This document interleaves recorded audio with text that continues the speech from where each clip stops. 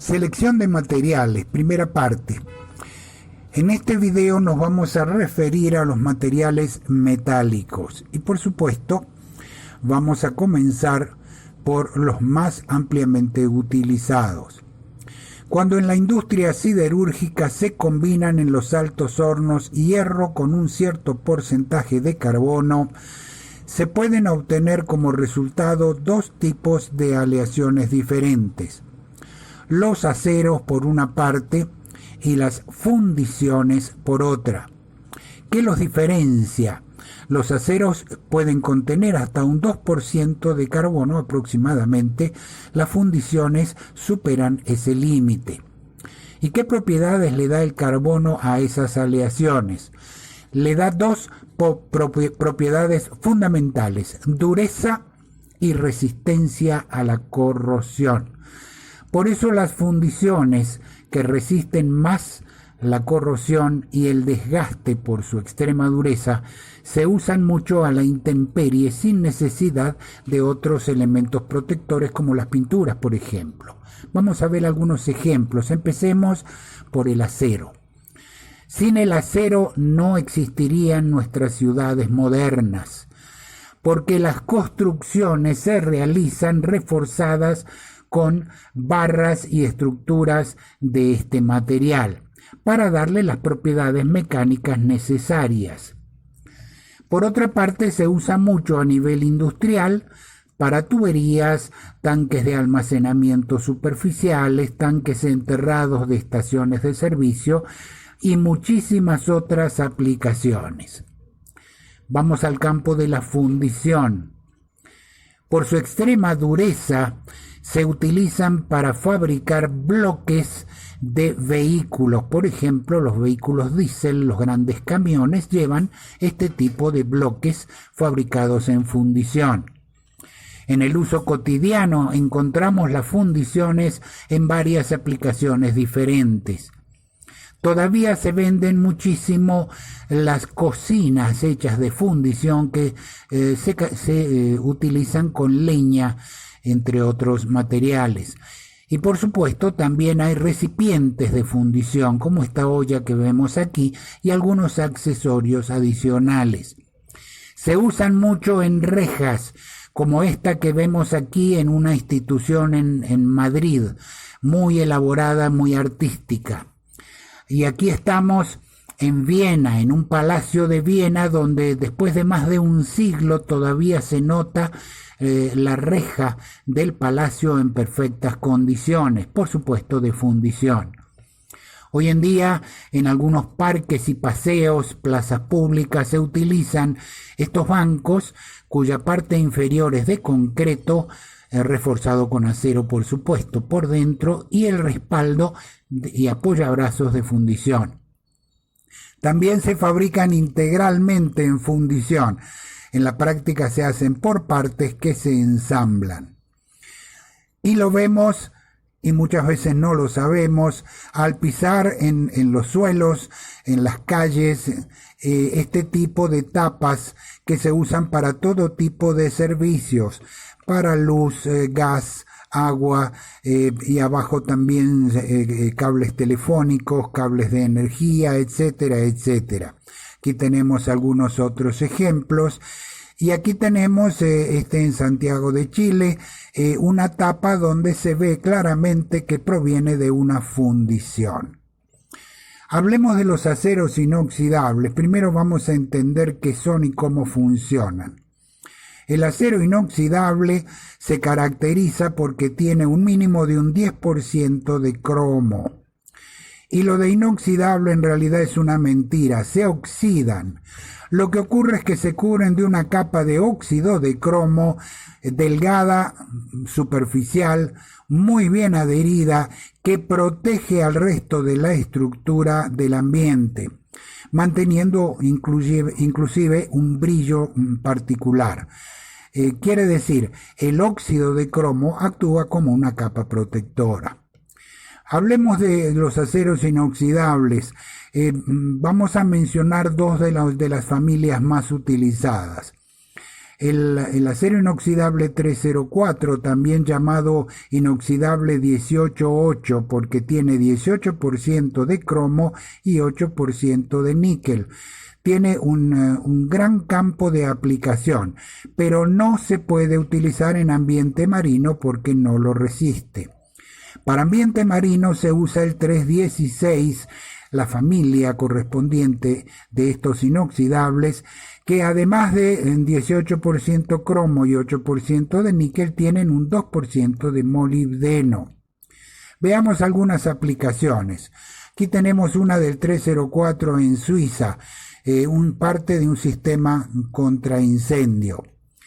Aquí también en Suiza vemos las papeleras de acero inoxidable 304 y hacen la parte superior inclinada porque como se produce abundantes nevadas en invierno, para que deslice la nieve y no se acumule.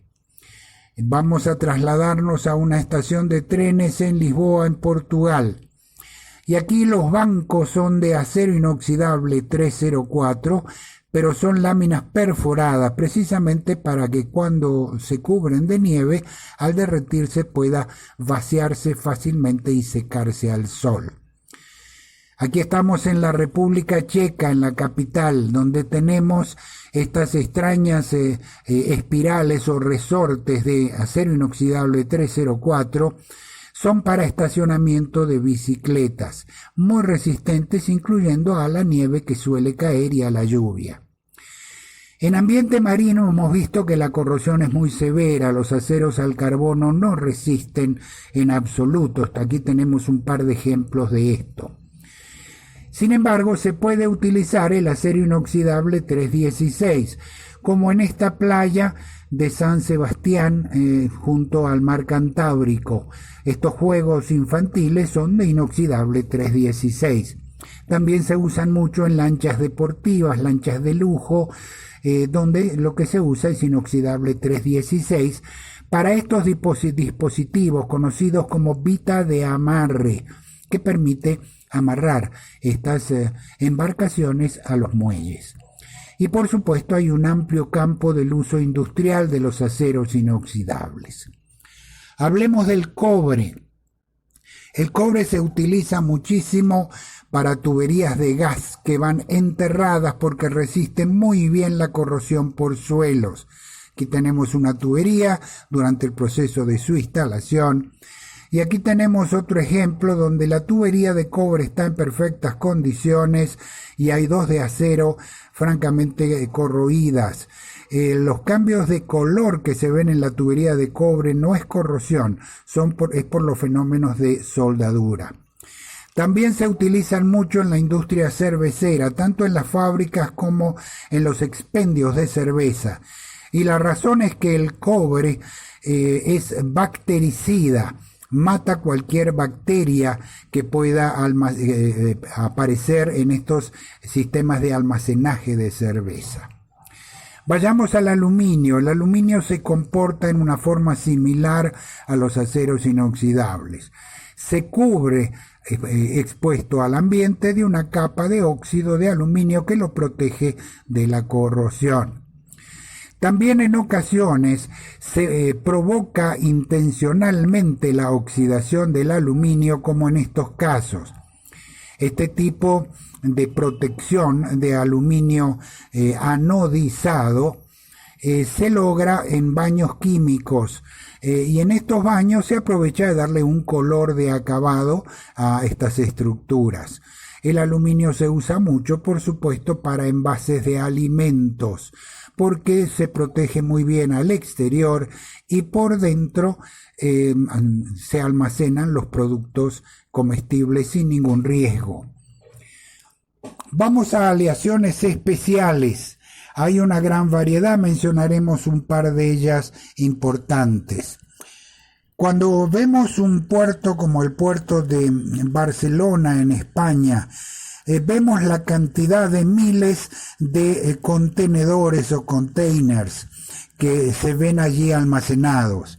Los contenedores constituyen el 70% del uso de transporte marítimo para todo tipo de productos.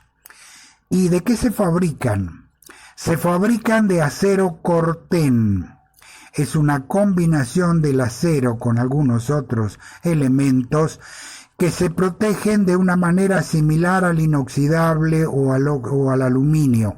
Se cubren de una capa de óxido protectora que les da mayor resistencia al ambiente. Por supuesto, primero se pintan de modo que duren mucho más, pero cuando falla la pintura, el propio acero se oxida y protege. Otra aleación importante son los bronces. Aquí tenemos un ejemplo en Estados Unidos del sistema contra incendio. Los bronces son combinaciones de cobre y estaño.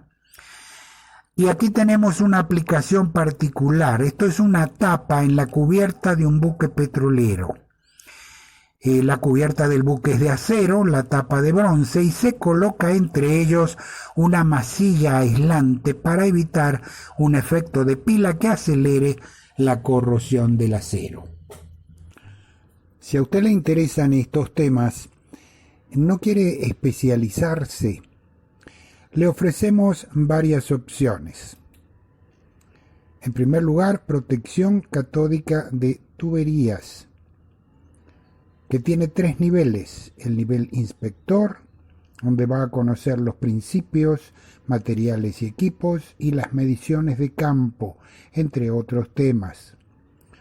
El nivel 2, para formar un supervisor, va a conocer los problemas y soluciones que se presentan en sistemas operativos, la ubicación de cada sistema y el resultado que da, y se va a familiarizar con los principios del diseño. Y el nivel 3 lo va a formar como diseñador de protección catódica para tuberías, con numerosos ejercicios prácticos. Otra alternativa es la protección catódica de tanques de almacenamiento, otra estructura utilizada en la mayoría de las industrias. Este sistema tiene 2 niveles. El primero para formar un inspector y el segundo para formarlo como diseñador, también con muchos ejercicios prácticos de diseño. Pero puede ir un paso más allá. Puede tomar estos 5 cursos que abarcan tuberías y tanques y convertirse en un diplomado en protección catódica. Si quiere más información, la encontrará aquí, en Trama University. Diríjase a este link y allí encontrará toda la información que usted desea.